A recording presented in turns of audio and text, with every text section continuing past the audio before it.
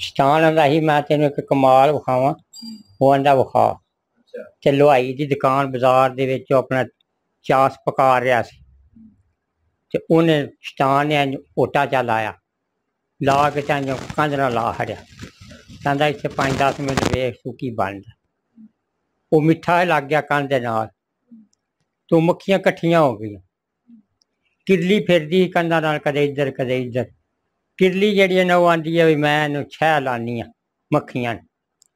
वो किरली अंज भज के पई मक्खियां। लो जी कोल बिल्ली पे खलोती।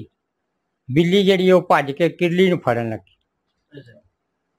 लो जी वो जिस कड़ी बिल्ली ने छलांग मारी ना किरली नूं फड़न वास्ते ते कोई दुध दही लैन आया ही ओहदे नाल कुत्ता ही।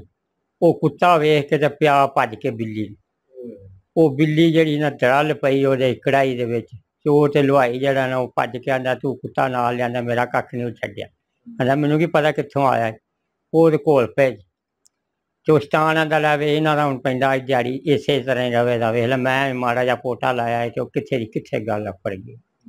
ये साडे पीर शाह होई ही ना उस दिन गल। शतान दा इन्ना उंगली ला छड्डदा बाद च भेत निबड़ो।